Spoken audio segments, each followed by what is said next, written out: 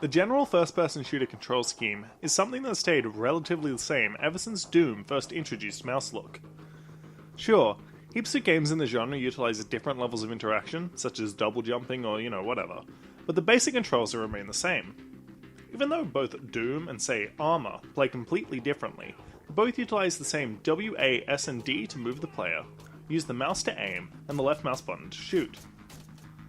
Sure, there are some other in-between steps in Armor, such as, iron sights or changing stance, but the basic interface is still the same. Receiver is a game that changes everything up.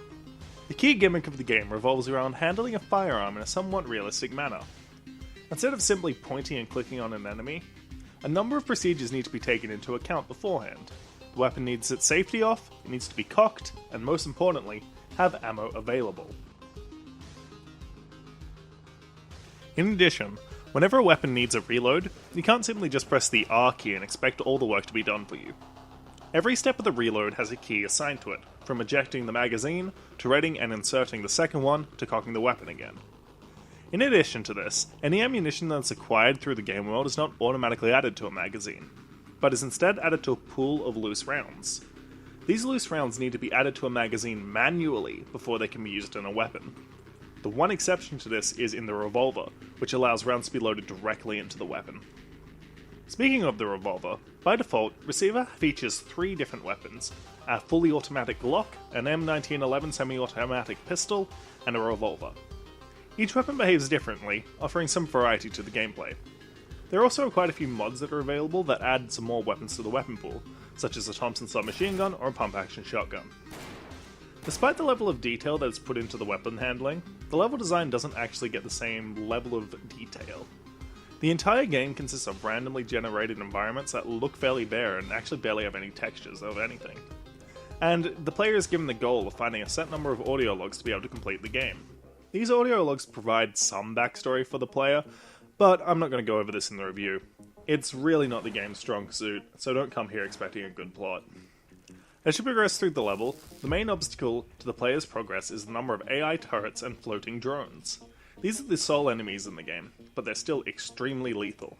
They're placed around the levels in a somewhat haphazard locations, but they're always in the same sort of area, so if you come around the corner and there's a stair, that's a potential point for a drone to spawn. These drones are all one-shot kill, so if you're not ready for them, you can die pretty fast.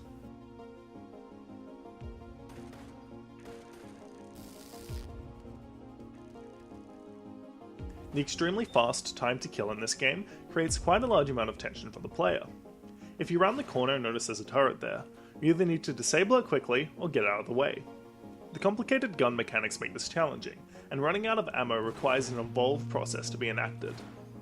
In addition, your limited ammunition supply encourages the player to make every shot count.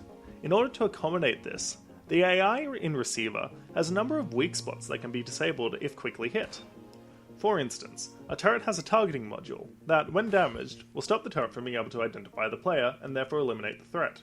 You can't hit anything you can't see.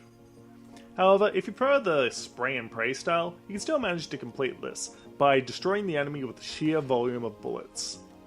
Compared to the static turrets, the drone enemies in this game manage to put the pressure on the player pretty hardcore, as they actively pursue the player through, let's say, interesting pathfinding.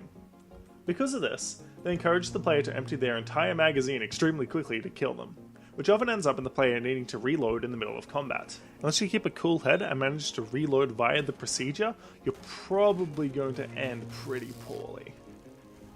The reason that this game, aside from the handling of the weapons, is so bare bones, is because of the fact that it was actually made within 7 days as part of a challenge.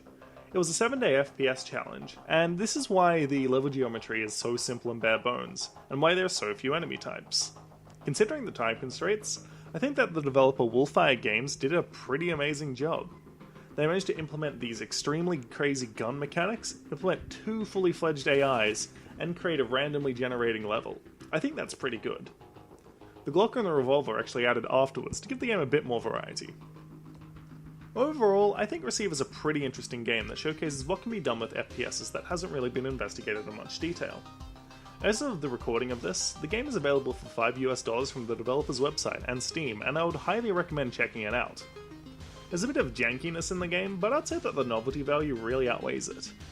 I'd actually be really interested to see a fully fledged game using the mechanics in the future, as I believe there's a lot of potential in this concept.